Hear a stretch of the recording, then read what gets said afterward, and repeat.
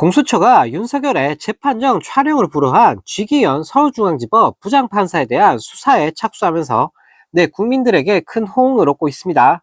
22일 공수처는 취재진에 보낸 공지문을 통해 윤석열 재판 촬영 불허와 관련해 시민단체 사법정의 바로 세우기 시민행동이 쥐기현 부장판사를 고발한 사건을 수사 3부에서 수사 중이라고 밝혔는데요.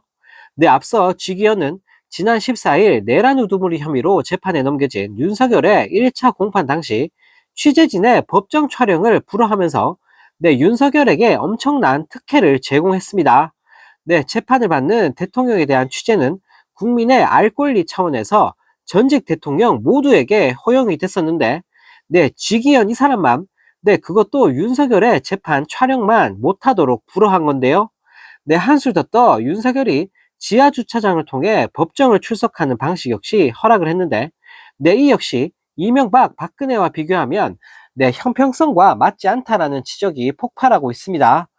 앞서 지기현은 서울구치소에 수감된 윤석열의 구속을 두고 검찰의 구속기간 산정 방식이 문제가 있다며 구속을 취소하는 만행을 저지르며 국민들에게 큰 비판을 받고 있는 상황입니다. 또 다른 소식입니다. 내란범 윤석열이 희대의 망언을 날리면서 국민들에게 욕을 한 바가지로 얻어먹고 있습니다. 윤석열이 형사재판 2차 공판 기일에서 계엄령은 그 자체로는 가치 중립적인 법적 수단에 불과하다라며 아무도 다치지 않고 유혈 사태가 없었기에 계엄과 내란은 같지 않다는 역대급 궤변을 날리며 현장을 초토화시켰는데요. 윤석열은 21일 열린 내란 혐의 재판에서 발언권을 얻고 이런 개소리를 날리며 계엄령은 칼하고 같다. 칼이 있어야 요리도 하고 산에서 땔감도 떼고 아픈 환자를 수술도 할 수 있고 이걸로 살인 같은 범죄도 저지를 수 있는 것이라며 정신 나간 소리를 내뱉었습니다. 그러면서 내란이란 관점에서 재판한다면 칼을 썼다고 무조건 살인이라고 도식적으로 하는 것이 아니라 장기 독재를 위한 친위 쿠데타라는 게 증명되는지의 관점에서 다뤄져야 하고 계엄은 하나의 수단일 뿐이라며 말장난을 시전했는데요.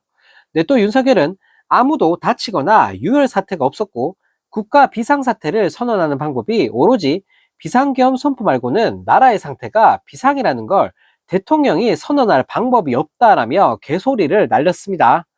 심지어 윤석열은 검찰과 변호인단이 각자 유리한 증인 먼저 신문을 해야 한다고 공방을 벌이자 조서도 일종의 전문 증거라고 해서 피고인이 동의 안 하면 증거로 쓰지 못하고 법정에 세워야 하는데 건너들었다는 전문 증인들을 이렇게 법정 재판에서 들을 필요가 있겠냐라며 훈계까지 늘어놓았다고 합니다. 이런 가운데 건진 법사가 윤석열 정부 동안 청탁과 금품을 받은 의혹에 대해 집중 조사를 받았습니다. 검찰은 건진 법사가 통일교와 윤석열 김건희의 만남을 주선하고 수억 원대 금품을 대가로 받은 게 아닌지 의심하고 있는데요. 언론 보도에 따르면 검찰은 건진 법사를 피의자로 불러 조사했는데 지난 1월 9일 구속영장이 기각되고 석 달 만입니다.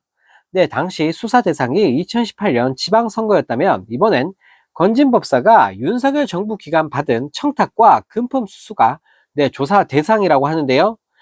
특히 2022년 대선 직후 통일교와 당시 윤석열 김건희 부부의 만남을 주선한 대가로 수억 원대 금품을 받은 의혹을 집중 조사한 것으로 파악됐습니다.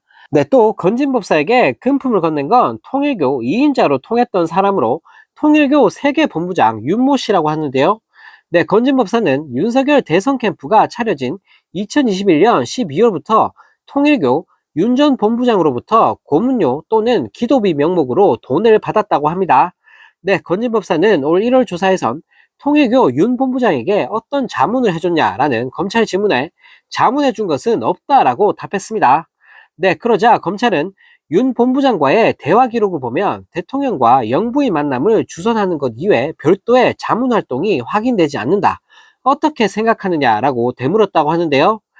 또 윤 전 본부장이 현 정권, 특히 윤석열 김건희 부부에게 접근하기 위해 당신의 인맥을 이용하고 고문료를 지급한 게 아니냐라고 묻기도 했습니다. 검찰은 건진 법사가 통일교 측과 당시 윤석열 김건희 부부 만남을 주선하는 대화 기록을 확보해 이를 바탕으로 질문을 이어갔다고 하는데요. 네, 또 JTBC가 만난 복수의 통일교 관계자들도 윤석열 부부와 통일교 측의 만남을 윤 전 본부장이 성사시킨 것으로 안다라고 털어놓았습니다.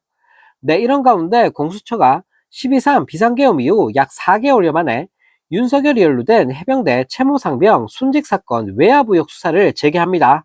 네, 이에 공수처는 내일 임성근을 불러 휴대전화 포렌식을 진행할 계획이라고 하는데요. 네, 해병대 수사단이 임성근 등을 책임자로 지목해 경찰에 넘기는 과정에서 네, 윤석열과 대통령실, 국방부 관계자들이 외압을 행사했다는 것이 의혹의 핵심입니다.